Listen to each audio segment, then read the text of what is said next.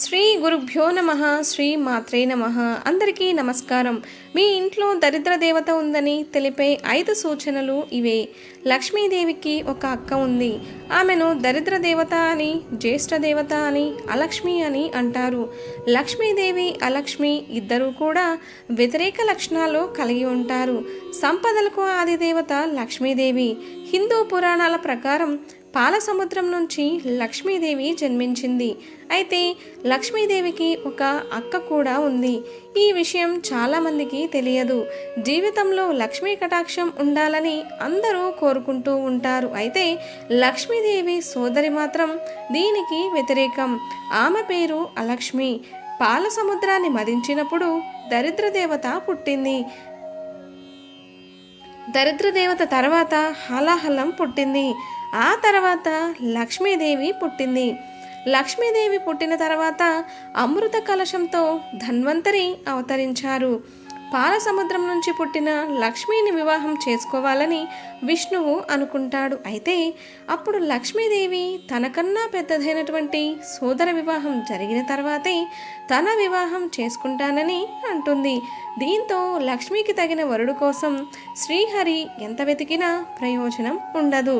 ఆమెను పెళ్లాడడానికి ఎవరు అంగీకరించరు. చివరికి ఉత్తరక మహర్షి ఒప్పుకొని ఆమెను వివాహం చేసుకుంటాడు. లక్ష్మికి కారం మరియు పుల్లని పదార్థాలు అంటే చాలా ప్రీతి. అందుకే ఇంటి ముందు నిమ్మకాయలు, మిరపకాయలు వ్రేలాడదీస్తారు. ఇంటిలో పేదరికం తాండవం చేస్తుంది.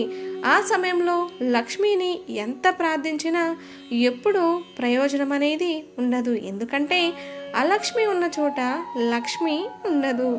అక్క చెల్లెళ్ళు అయినప్పటికీ లక్ష్మీదేవికి అలక్ష్మికి అస్సలు పడదు. దేవతను ఇంట్లో ఉంటే ఎలాంటి సూచనలు కనిపిస్తాయి అనే విషయాన్ని ఈరోజు మనం వీడియోలో వివరంగా తెలుసుకుందాం. ప్రియమైన మిత్రులారా, ఈ వీడియోకి ఒక చిన్న లైక్ కొట్టి మన ఛానల్ని సబ్స్క్రైబ్ చేసుకొని మాకు కొంచెం సపోర్ట్ చేయండి. మొదటి సూచన ఏమిటంటే ఎవరు ఎప్పుడు నీరసంగా ఉంటారు, ఓపిక లేనట్టు ఉంటారు, ఏ పనిని తొందరగా చేయరు, నిదానంగా ఎందుకురా బాబు ఈ పని చేస్తూ ఉన్నాం అన్నట్లు చాలా నీరసంగా చాలా బద్ధకంగా చేస్తూ ఉంటారు. అలాంటి ఇంట్లో దరిద్ర దేవత తాండవిస్తుందట. ఇక రెండవ సూచన ఏమిటంటే ఏ ఇంట్లో అయితే దరిద్ర దేవత ప్రవేశించి నివాసం ఏర్పరచుకుంటుందో ఆ ఇంట్లోని పిల్లలు తల్లిదండ్రుల మాట వినరు, మొండి చేస్తూ ఉంటారు, పెద్దవాళ్లకు ఎదురు చెబుతూ ఉంటారట, పెద్దల పట్ల గౌరవం అస్సలు చూపించరు. ఇదే దరిద్ర దేవత ఇంట్లో ఉందని తెలిపే రెండవ సూచన. ఇక మూడవ సూచన ఏమిటి అంటే ఆడవాళ్ళు ఒట్టిగానే ఏడవడం. ఏ ఇంట్లో దరిద్ర దేవత ఉంటుందో ఆ ఇంట్లోని ఆడవారు చిన్న విషయాలకి ఏడుస్తూ ఉంటారు, చిన్న మాటలకి అకారణంగా ఏడ్చేస్తూ ఉంటారు. అలా మీ ఇంట్లో ఆడవారు కూడా చీటికి మాటికి ఏడుస్తూ ఉంటే దరిద్ర దేవత మీ ఇంట్లో తిష్ట వేసిందని గుర్తించండి. ఇది దరిద్ర దేవత మీ ఇంట్లో ఉందని తెలిపే మూడవ సంకేతం. ఇక నాలుగవ సంకేతం ఏమిటంటే అన్నం పప్పు తరచుగా మాడిపోవడం. ఎవరి ఇంట్లో అయితే పదే అన్నం మాడిపోతూ ఉంటుందో, పప్పులు కూరలు మాడిపోతూ ఉంటాయో వారి ఇంట్లో దరిద్ర దేవత ఉన్నదని మనం అర్థం చేసుకోవాలి. చాలామంది ఇంట్లో కూరలు మాడిపోతే ఆడవాళ్లకు మతిమరుపు వచ్చింది అనుకుంటూ ఉంటారు. కానీ అది నిజం కాదు. దరిద్ర దేవత ఇంట్లోకి వచ్చినప్పుడు కానీ అది అలా కూరలో పప్పు మాడిపోయేలాగా చేస్తుందట. ఇది దరిద్ర దేవత ఇంట్లో ఉందని తెలిపే నాలుగవ సంకేతం. ఇక ఐదవ సంకేతం ఏమిటంటే దుర్వాసన. కొంతమంది ఇళ్లలో ఒక రకమైనటువంటి బూజుల వాసన, దుర్వాసన వస్తూ ఉంటుంది. ఇల్లంతా శుభ్రం చేసిన ఆ వాసన అనేది పోదు. ఆ ఇంటికి ఇలా దుర్వాసన రావడం అనేది దరిద్ర దేవత ఇంట్లో ఉందని తెలిపే ఐదవ సంకేతం. దరిద్ర దేవత ఇంట్లో ఉండడం వలన మనం ఎప్పుడూ కూడా సంతోషంగా ఉండలేము. అలాగే ఎప్పుడు ఏదో ఒక బాధ మనల్ని పట్టి పీడిస్తుంది. మరి దరిద్ర దేవతలను బయటకు పంపించాలంటే కొన్ని ప్రత్యేకమైన చిట్కాలను మనం పాటించాల్సి ఉంటుంది. ఆ చిట్కాలు ఏమిటంటే, ప్రతిరోజు స్నానం చేసిన తర్వాత చిటికెడు నీటిలో పసుపును కలిపి ఆ నీటిని అన్ని గదుల్లో చల్లాలి.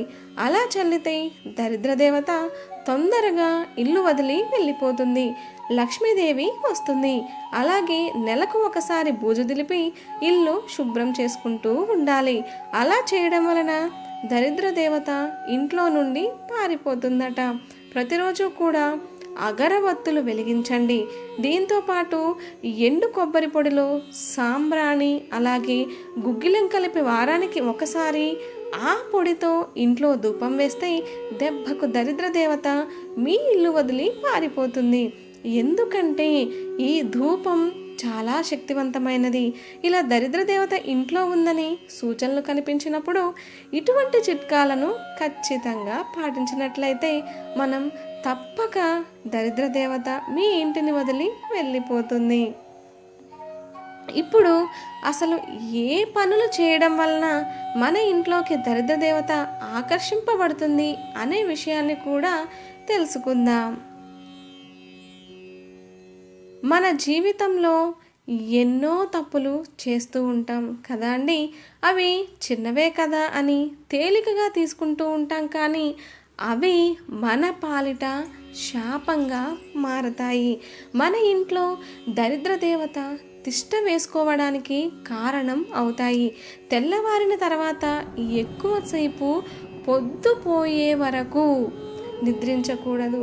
చాలామంది ఇళ్లలో చూసుకుంటే తెల్లారిన తర్వాత సూర్యుడు నడినెత్తి మీదకు వచ్చే వరకు పడుకుంటూనే ఉంటారు. అలా చేస్తే దరిద్ర దేవత మీ ఇంటి వైపు ఆకర్షింపబడుతుందట. అలాగే దరిద్ర దేవత మీ ఇంటి వైపు ఆకర్షింపబడకుండా ఉండాలంటే సూర్యోదయం కాకముందే నిద్ర లేవాలి. తెల్లవారక ముందే ఇల్లు ఊడ్చి కల్లాపు చల్లాలి. చక్కగా ముగ్గులు వేసుకొని అలాగే సూర్యుడు వచ్చాక కల్లాపు చల్లితే ఆయనకి చాలా చాలా ఆగ్రహం వస్తుందట. అలాగే సూర్యుడు వచ్చే వరకు నిద్రపోవడం కూడా అస్సలు మంచిది కాదు. కనుక ఇంటి వైపు చూడకుండా ఉండాలి అంటే దరిద్ర దేవత మన ఇంటి వైపు చూడకుండా ఉండాలంటే ఉదయాన్నే నిద్ర లేవడం అలవాటు చేసుకోవాలి. సూర్యుడు రాకముందే స్నానాలు పూర్తి చేసుకోవాలి. ఇలాంటి చిన్న చిన్న చిట్కాలు పాటిస్తే మనకు మంచి జరుగుతుంది. లేకపోతే దరిద్ర దేవత మీ ఇంటి వైపు ఆకర్షింపబడుతుంది. మీకు చాలా చాలా ఇబ్బందులు ఎదురవుతాయి.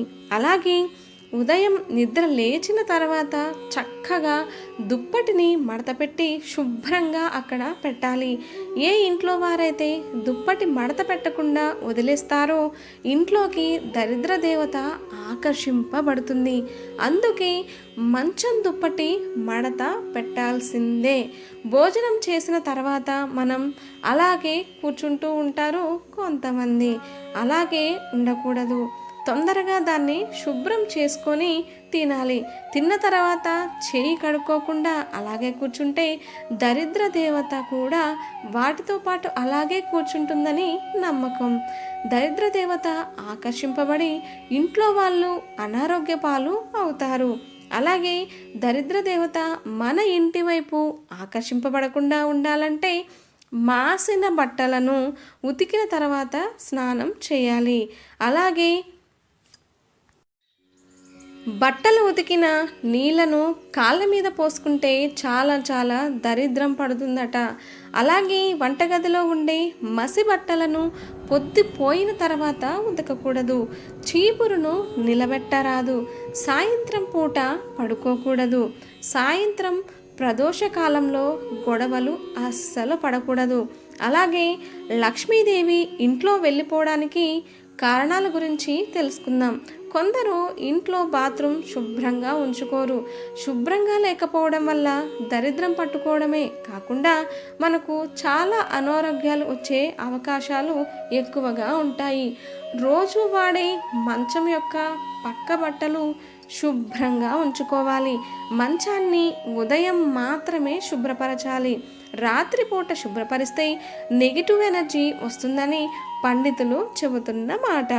కొందరు తాము తినగలిగిన దానికంటే ఎక్కువగా పెట్టుకొని వదిలేస్తూ ఉంటారు. ఇలా అస్సలు చేయరాదు. ఉమ్మును ఎక్కడ పడితే అక్కడ ఉయ్యడం వలన లక్ష్మీదేవి ఇంట్లోకి రాకుండా వెళ్ళిపోతుందట. దీని వలన దరిద్రం కూడా తాండవిస్తుంది. ఇంటికి ఉత్తరంలో నల్లటి వస్తువులు ఉంటే అవి నెగిటివ్ ఎనర్జీని ఆకర్షిస్తాయి. ఉత్తరంలో బరువైన వస్తువులు పెట్టకూడదు. ఇలా చేసే ఇంట్లో వారి మధ్య గొడవలు తలెత్తే ప్రమాదం ఉంది. శాస్త్రం ప్రకారం సంధ్యావేళలో అంటే సాయంత్రం వేళలో అస్సలు పడుకోకూడదు. ఇలా చేయడం కూడా పరమ దరిద్రం. మద్యపానీయాలు ఇంట్లో పెట్టుకోకూడదు. ఇలా చేయడం వల్ల లక్ష్మీదేవి ఇంట్లోంచి వెళ్ళిపోతుందట. సుమంగళి స్త్రీలు పాపిట బొట్టు ధరించండి. పురుషుడు ఉదయం లేవగానే బయట నుండి ఏ విధంగానైనా డబ్బులు వస్తే మీ భార్య చేతికి ఇచ్చేసి అవసరాన్ని బట్టి మీరు మళ్ళీ తీసుకోండి. ఈ విషయంలో ఎందుకు, ఏమిటి, ఎక్కడివి అని భార్యలు అడగకండి. అలాగే భర్త బయటకు వెళ్ళే ముందు పొరపాటున కూడా ఎక్కడికి, ఎందుకు, ఎప్పుడు వస్తారు అని అడగకండి. వెళ్ళే పనిలో ఆటంకం ఏర్పడవచ్చు. అలాగే ఏదైనా వ్యాపారము లేదా పెట్టుబడి విషయంలో మీ భార్య సలహా కూడా తీసుకోండి. వయసులో ఉన్న ఆడపిల్లలు ఖచ్చితంగా బొట్టు, గాజులు ధరించండి. దీనివల్ల పెళ్లి తర్వాత గౌరవప్రదమైన కుటుంబం లభిస్తుంది. మంచి అలవాట్లు అలవర్చుకుంటే జీవితం ఎంతో హాయిగా సుఖ సంతోషాలతో సాగుతుంది. మన వీడియోని ఫస్ట్ టైం చూస్తున్నట్లయితే లైక్ చేసి ఛానల్ని సబ్స్క్రైబ్ చేసుకొని పక్కనే ఉన్న బెల్ ఐకాన్ని ప్రెస్ చేయడం మాత్రం మర్చిపోకండి. మీ సపోర్ట్ మాకు చాలా చాలా అవసరం.